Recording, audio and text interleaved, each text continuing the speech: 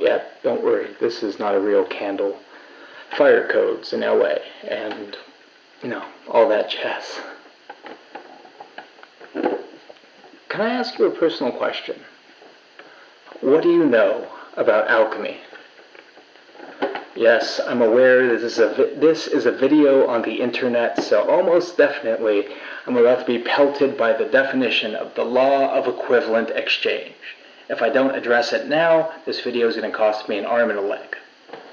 But for everyone else, what do you, personally, know about alchemy?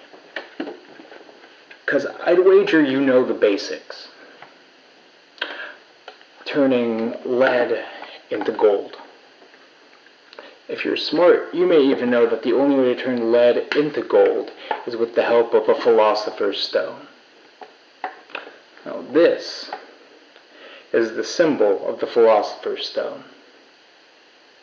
It's not a stone you can hold in your hand. That would be too easy. eBay exists.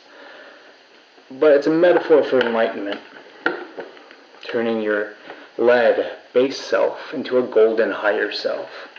And I promise, with years of study and practice, you too can have pretentious hand tattoos. I've been thinking a lot about alchemy. I think you should too. Mainly, I've been thinking about a story about an alchemist in China.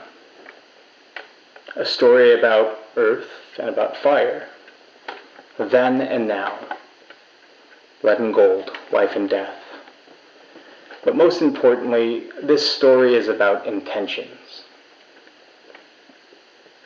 We know from a Taoist text that the emperor tasked an alchemist to find the elixir of eternal life. The idea being that, well, if no one from the royal family had to die, they would remain in control forever. A bloodline immortal. So the alchemist went to work. And in his lab, it became abundantly clear, very quickly, that everything he knew was wrong. Because every experiment he ran failed. Hours turned to days, days into weeks, weeks into months, until finally, one day, he did it. As the black powder sifted through his fingers, he knew what he held in his fist was immortality. Until he held it over an open flame.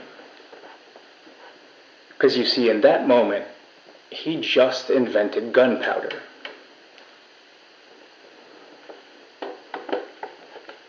It's ironic, really. A quest for immortality, death no more, led to deaths by the score, hitherto undreamt of. Yeah, I said hitherto undreamt of. But you don't like it. I have a word of the day calendar I use to expand my lexicon. And I have to crack jokes. Because I'm sad. I don't have better coping mechanisms. None without any substance or anything destructive like that. I think we're all alchemists in a way. And that you don't have to be enlightened to see how that story is important. Look around and you can see the parallels of earth and fire. About then and now. Lead and gold. Life and death. I hope that you can see the most important thing about that story is the idea of intentions. And how they don't matter. The road to hell is paved with great intentions, but also probably directions to Denny's and Tinder profiles.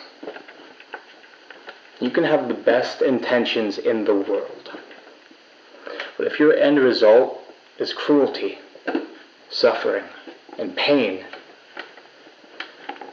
you don't deserve gold. Because we deserve better. We're all alchemists. Every single day. And know that if you seek gold, but you're only willing to get it through actions of lead, well,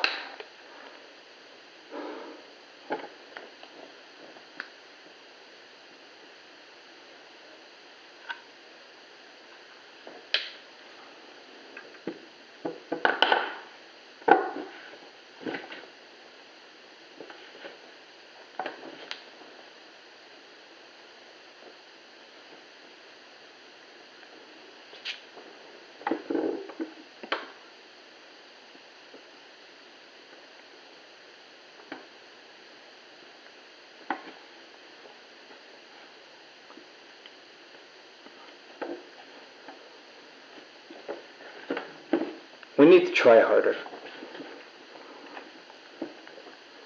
Or we're better off dead.